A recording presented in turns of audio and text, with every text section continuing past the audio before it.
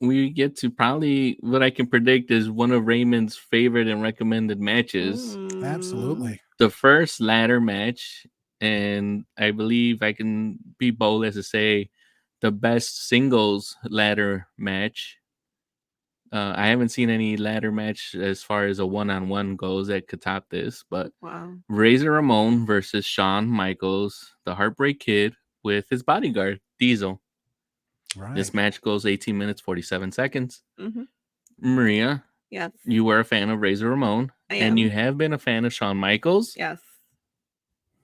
What did you think? Well, I mean, first of all, that toothpick stick that he has, the super like, I'm like, not only does he have one toothpick, he has two. And I'm like, why don't people walk around with toothpicks anymore?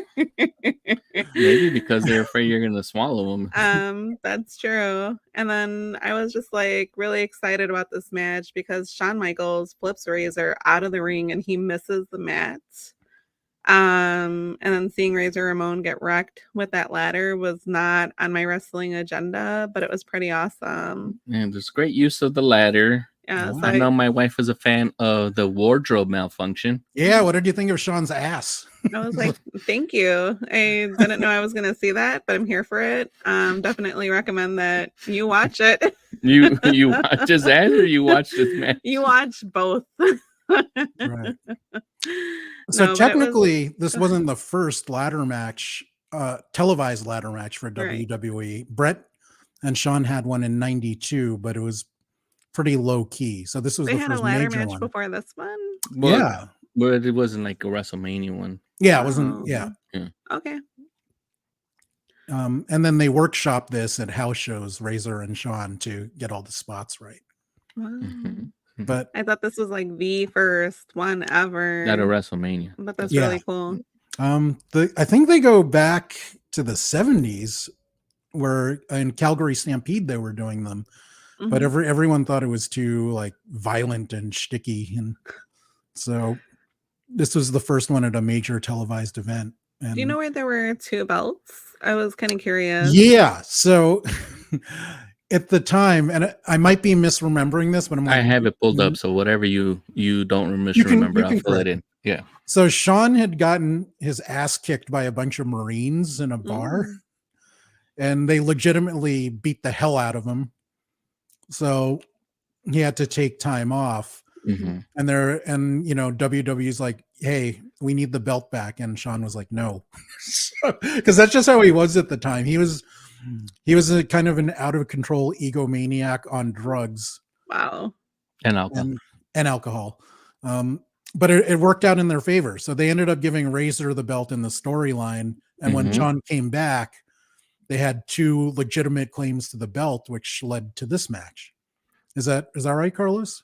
Yeah, Razor Ramon beats Rick Martel like in a battle royal that they have on taping of Raw, and then that's when Razor gets crowned as the Intercontinental Championship because the title was vacated because Shawn, according to the kayfabe story, was unable to defend the title within 30 days, which is something that they stipulate a champion must do. But it was the Marine thing. Was that put out? Was that okay? That's accurate. Yeah. So that's an example of an ego, or you don't pick a fight with Marine. That's just dumb. Like, so I'm like, who I? When Shawn comes back at Survivor Series, he claims that he's still the champion, right? And because he's never been, and it got to the point where they both have to meet. So I think they were trying to do this at AEW with CM Punk and MJF. Did it work? No, because Phil got himself fired. Oh shoot!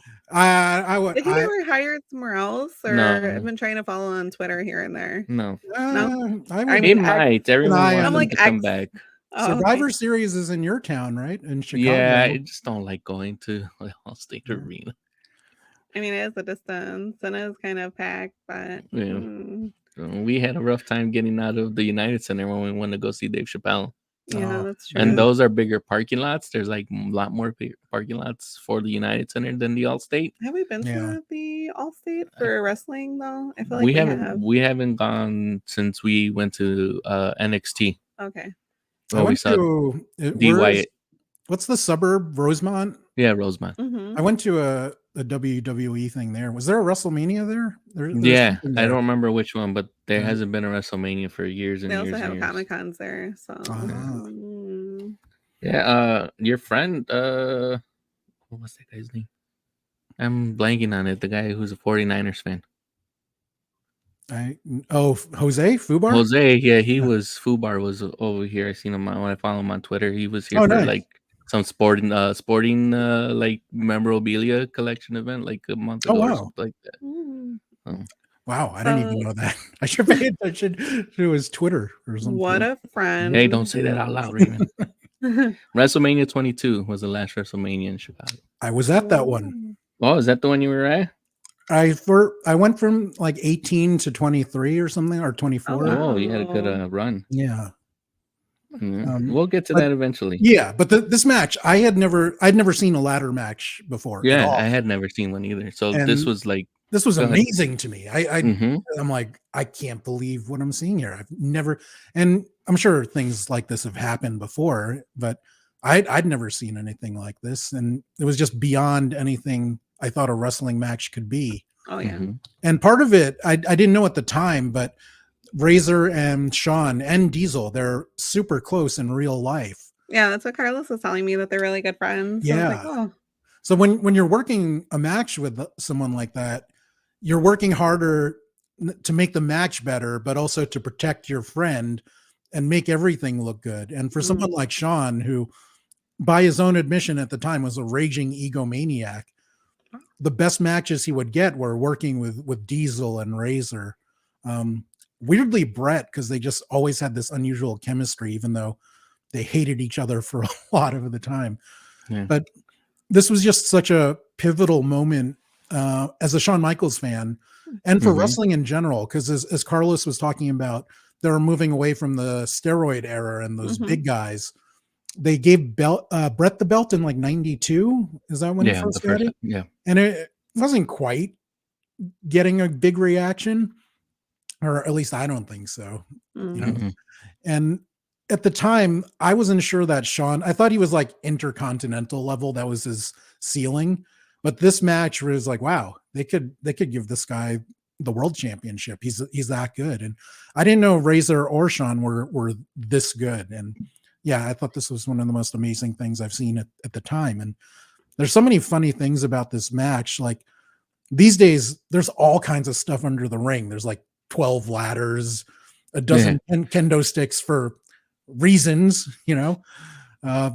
And this match may look quaint compared to the tables, ladders, and chairs things we've seen from Edge and Christian, the Hardys, but I thought this was so groundbreaking. And the funny thing is, they only had that one ladder.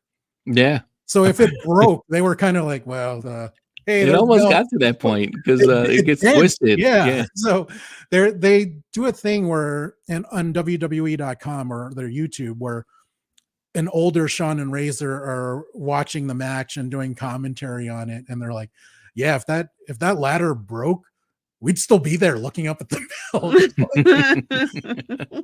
But that's maybe, so funny. Maybe they would have had it where Shawn tries to get on Razor's shoulders to try to grab. But yeah, I mean, because it was so uncommon at the time that you didn't think we should probably have a spare ladder in case something goes wrong. But yeah, they eventually get the spare ladders, and they get short ladders and super long ladders, and they had the rematch of this at SummerSlam, and Vince was like, "Oh my God, there's a second ladder!" Like that was amazing. Like the manufacturer gave us another ladder. He thought it surprised. It's hilarious. Yeah. But like you said, this match is super awesome. That Razor flips Shawn off the top of the ladder, which I thought was like incredible. There's lots of good spots. There's, I mean, this is wrestling magic, and matches like this are where memories are made, because it was a really good match. It was really awesome. Yeah. Did you like the way it finished? Yeah, I'm like, can we take a moment to appreciate the momentum that these two gentlemen have? I mean, it's like 18 minutes, 47 seconds.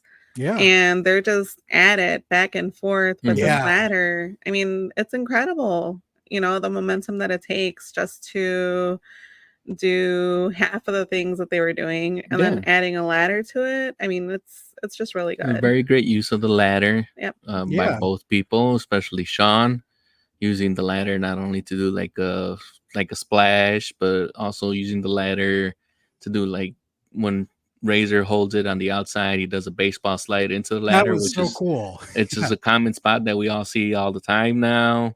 But at the time, did you see anything like that, Carlos? At the no, time? I didn't. This is like just like you. This is my first time that I would have been seeing a ladder match. So we're we're young marks. We're like, this is the most amazing thing I've ever seen. But it still holds up because I mean, even now I'm still I'm like, this still impressed with the way like the match flows. As far as Maria's right. The pacing was just so hard to do, and I mean, they were at the time they were so young and athletic that they could do that. Mm-hmm. And that famous shot of Shawn doing the splash from the ladder. Yeah. It's funny. Razor's like, I make so much money signing autographs on this picture, and most people don't know that I won this damn match. Rest in peace, Razor. Yeah, that's true. Rest in peace. Oof. So actually, there's a lot of Luna's not with us anymore. Yeah, Owen, of course. Owen she had to. I always tell her not to look when she's looking at histories of the wrestlers, and that would fill her in. When I was watching that Owen and Brett match, I was crying. I just started to cry because I'm like, oh, how heartbreaking that this man passed away. One, in the way that he did. Two, that, you know, he was so young when he passed away, wife and children. And even, you know, it's just like, I was just crying. I was like, oh, so sad. And I was like, he was like pretty much universally loved by the locker room. Yeah. He was known as a lot of the guys like to go to strip clubs or drink. Right. But he was a family man. You'd always, you know, watch a movie and go hang out in his room. Correct me if I'm wrong, but it seems like Brett was also the same type of guy. He was not as likable as his brother. And part of the reason is Owen was known as a great prankster. They called him Ribs in the locker room. And there's a great one that I know from video games where they were doing VO when Acclaim did the WWE games. Okay. So he was tight with Davey Boy, and they had to do their VO recordings at the Acclaim studio. And Owen was telling him, was like, hey, you have to feed him his lines slowly because he can't read. And they're talking to Davey like he's stupid and trying to feed him slowly. And Davey's like getting angrier and angrier. He's like, why are you guys talking to me like an idiot? And then all of a sudden Owen's just like cracking up. That's a good one. So he would do stuff like that. When they would wrestle in Kansas City, they'd always go to Harley Race's house and he would cook this famous chili. Wow. And then Owen poured like a bottle of hot sauce into it and didn't tell anyone. And Harley got so pissed at him. He was like chasing around that. So that's the kind of guy that Owen was. And yeah, he was just by all the stories I've heard, he was just a lovely guy. I remember watching that where he has that tragic fall.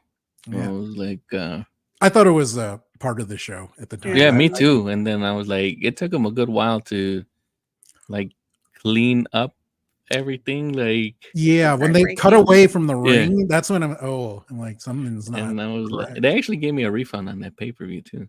Oh wow. Yeah. That was because I was on the military. Like I was on post, and I guess a lot of people complained. I didn't complain. Well, a lot of people complained, and then I ended up getting like credited for that one. That's like just the whole story of everything that happened. Super tragic, super crazy. And Ray, thanks for shedding light on those stories, because I think that's part of the thing for me. Not only just like, okay, we're seeing these wrestlers in the ring, but also hearing their backstories. Yeah. And then how they came to these careers. So that's been like really, really interesting for me.